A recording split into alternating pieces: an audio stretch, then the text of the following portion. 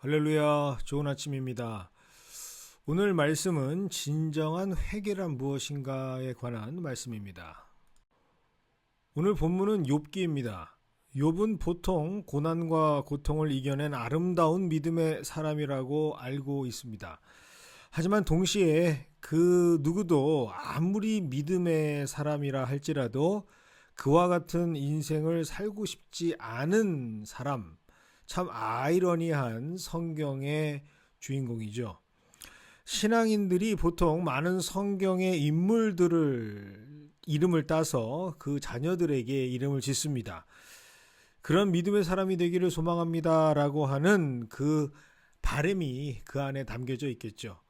하지만 그렇게 많은 성도들의 이름 중에 제가 지금까지도 한 번도 들어보지 못한 이름이 바로 욥이라는 이름입니다.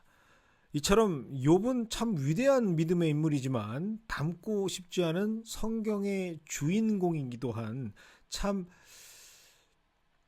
어려운 사람이죠.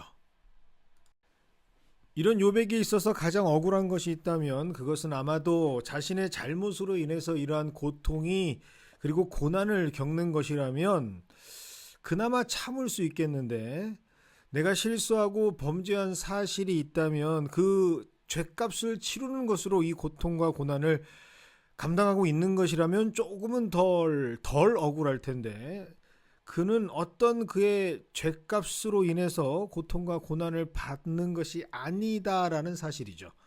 심지어 욥기 1장에서는 하나님께서 말씀하시기를 그를 흠이 없고 정직하고 하나님을 경외하며 악을 멀리한 사람이라고 규정하고 있습니다. 이런 사람에게 무슨 죄가 있었겠습니까? 그저 이런 욥이 고난과 고통을 받는 것은 순전히 사탄의 의심에서부터 시작을 합니다. 사탄은 욥이 하나님을 향한 그 믿음이 순수하지 않다고 주장을 합니다. 오늘 말씀 9절과 10절은 이렇게 기록하고 있죠. 욥이 아무것도 바라는 것이 없이 하나님을 경외하겠습니까? 주님께서 그와 그의 집과 그가 가진 모든 것을 울타리로 감싸주시고 그가 하는 일이면 무엇에나 복을 주셔서 그의 소유의 온 땅에 넘치게 하고 있지 않습니까? 이제라도 하나님께서 손을 드셔서 그의 가진 것 모든 것을 치시면 반드시 그는 주님 앞에서 저주를 하게 될 겁니다 라고 말합니다. 욥의 하나님을 향한 믿음과 신뢰는 욥 그가 누리는 복 그의 결과이다 라고 주장을 하는 것이죠. 그것이 사라지면 그의 믿음도 사라질 것이다 라고 말합니다. 그래서 하나님께서는 그 사탄에게 이것을 시험할 수 있도록 허락해 주십니다. 그 하나님의 허락이 바로 욥에게 고통과 고난을 시작하게 된 이유죠. 그 이후 정말 욥은 수많은 고초를 겪게 됩니다. 자녀들을 모두 잃고 가진 모든 재산이 다 사라집니다. 그에게 복으로 여겨졌던 모든 것이 다 한순간에 일순간에 사라지게 됩니다. 심지어 없던 질병까지도 얻게 되죠. 그 와중에 가장 억울한 것은 사람들의 시선입니다. 그 시작이 바로 자신의 죄로부터 인한 것이라면 억울하지도 않겠는데, 철저한 하나님과 사탄의 내기 같은 이 시작으로 일어난 그 일에 난 피해자일 뿐인데, 사람들은 다 나의 죄 때문이라고 나에게 죄를 자복하라고 강요합니다. 그래야만 이 고통과 고난이 끝날 것이라고 말하죠. 가르치는 것처럼 죄 없는 내가 죄가 있다라고 말할 때 정말로 욥의 입장에서는 억울합니다. 죄를 지은 적이 있어야 죄가 있다라고 말하지. 아니, 하나님까지도 내 인생을 인정하신 인생이 바로 내 인생인데, 평생 한 것이 있다면 늘 하나님 앞에 정직하려고 노력했고 여호와 하나님을 경외했고 악을 멀리한 것밖에 없는데 왜 이런 내가 이런 모함을 받아야 하고 이러한 시험의 희생양이 되어야 하는가? 그는 너무나도 억울한 마음을 토로합니다. 이것이 바로 욥기 대부분의 내용으로 구성되어 있죠. 그러니 당연히 이 사실을 아는 성도들은 그래서 욥이 아무리 훌륭하다 할지라도 나는 절대로 그런 사람이 되고 싶지 않습니다. 나에게는 절대로 그런 일이 일어나지 않았으면 좋겠습니다 라고 거부합니다. 그런데 오늘 본문은 이러한 우리들의 생각을 뒤집는 말씀으로 기록하고 있습니다. 그렇게 1장부터 41장까지, 욥기는 전체가 42장으로 구성이 되어 있는데 1장부터 41장까지 난 죄 없다, 난 억울하다 주장하던 욥이 갑자기 돌변해서 나는 죄인입니다, 자복하는 말씀이 오늘 본문에 기록되어져 있습니다. 42장 6절이죠. 그러므로 저는 제 주장을 거둬들이고 티끌과 잿더미 위에 앉아서 회개합니다. 어떻게 이렇게 갑자기 바뀔 수 있는 것일까? 놀랄 수밖에 없는 이유가 오늘 벌어집니다. 그 어떤 이유가 있어서 지금까지 거의 대부분의 성경의 내용을 끊임없이 자신이 주장하던 명백한 내가 무죄합니다, 나는 죄 없습니다, 억울함을 그렇게 한순간에 포기하고 스스로 죄인임을 고백하게 됐을까? 그 말씀이 바로 오늘 본문 말씀 5절에 기록되어 있는 말씀이죠. 지금까지 몰랐던 하나님, 그 주님이 어떤 분이시라는 것을 지금까지는 내가 귀로 들었지만 이제는 내가 확실히 제 눈으로 하나님을 바라봅니다, 만났습니다 라고 하는 내용입니다. 그것은 바로 하나님을 오해하고 있던 자신을 발견했기 때문이죠. 자신이 알고 있던 하나님은 죄가 없으면 고난을 주지 않는 하나님입니다. 나 스스로가 알고 있던, 욥이 알고 있던 하나님은 죄가 없으면 고난과 고통을 막아주시는 하나님이셨죠. 하지만 하나님은 그런 하나님이 아닙니다. 하나님은 때때로 고난과 고통을 통해서 하나님의 계획을 이루시기도 합니다.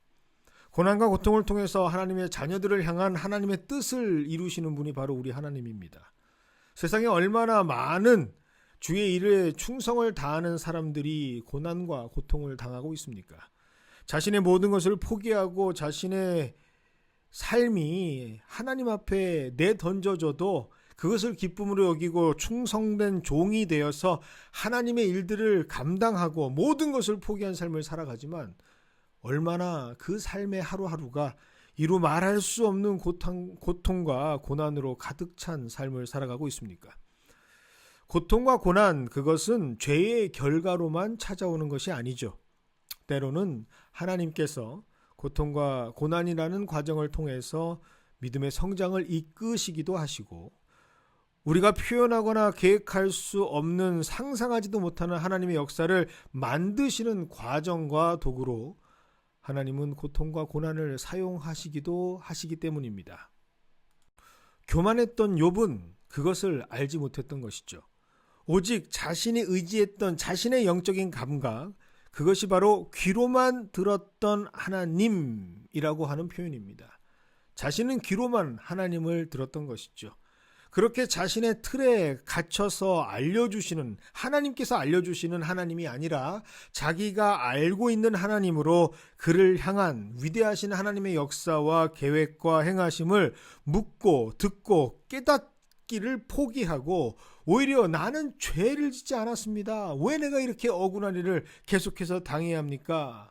입으로 비록 하나님을 저주하는 워딩을 내뱉지는 않았지만 이미 그 속마음 속에는 억울함과 분노함으로 하나님이 이건 아니지 않습니까? 하나님 이렇게 하시면 안 됩니다. 오히려 하나님 위에서 하나님께 자신의 의를 내세우고 있는 교만했던 자신을 하나님과의 대화를 통해서 그는 발견하게 됐던 것입니다.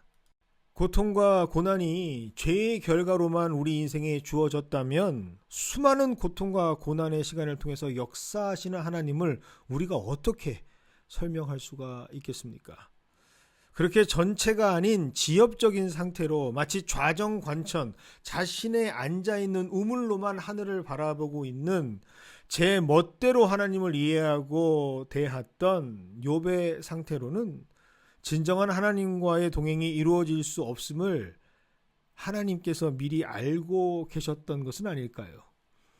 비록 욥기 1장 1절에 기록된 것처럼 욥은 흠이 없고 정직하고 하나님을 경외하며 악을 멀리하는 사람이었겠지만 여전히 하나님을 온전히 알지 못하고 경험하지 못한 부족했던 욥을 하나님께서는 완전한 자로 세우시기 위해서, 더 깊은 영성의 사람으로 만들기 위해서, 성장시키기 위해서 하나님께서는 사탄을 통해서, 시험을 통해서, 고난과 고통을 통해서 욥이 깨닫게 되기를 원하셨던 것은 아닌가라는 생각을 해봅니다.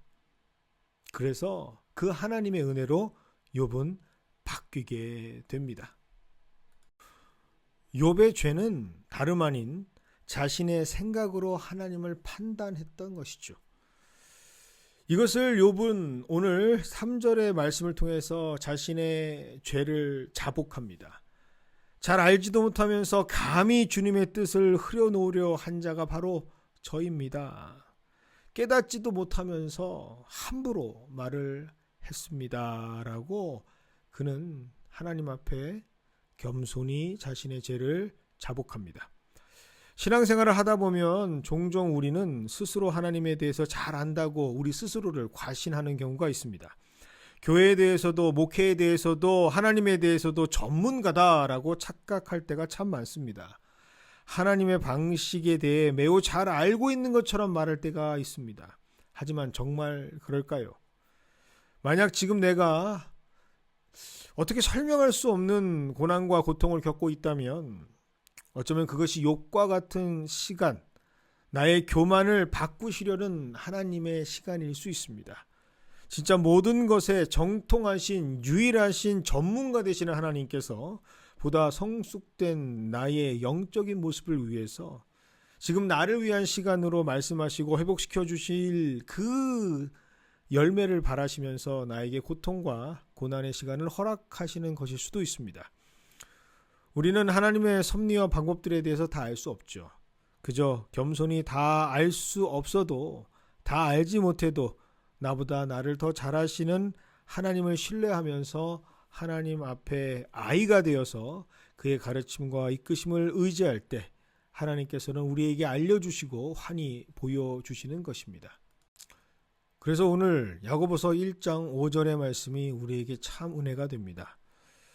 오늘 하루도 우리의 온전하지 못한 하나님을 향한 이해와 고집을 내려놓고 귀로만 들었던 하나님이 아닌 두 눈으로 보게 되는 하나님을 만나시는 기쁨이 넘치는 하루가 되시기를 주님의 이름으로 축원드립니다. 오늘 이 시간은 미국과 한국을 위해서 함께 기도하겠습니다. 사랑과 은혜 하나님 아버지 감사를 드립니다. 오늘 이 아침 하나님께서 주시는 마음을 가지고 우리의 모습을 뒤돌아봅니다. 하나님을 알지 못했던 욥과 같이 한쪽 눈으로만 한쪽 귀로만 하나님을 바라보고 있는 그러한 편협한 우리의 모습이 있다면 하나님 고치시고 싸매시는 그 고난과 고통의 시간이 오히려 우리에게 복된 시간임을 고백할 수 있는 우리가 되게 하여 주시옵소서. 그 마음을 가지고 하나님 함께 기도하기를 원합니다. 이 땅 하나님께서 고쳐주시기를 바랍니다. 특별히 우리가 발을 내딛고 살아가는 삶의 터전인 우리 이 미국을 주님께서 사랑하셔서 주의 나라로 바꾸시고 또 고통과 고난의 시간이 있을지라도 온전케 하시는 하나님을 통하여 새롭게 회복되어지는 나라가 될 수 있도록 주님께서 인도하여 주시옵소서.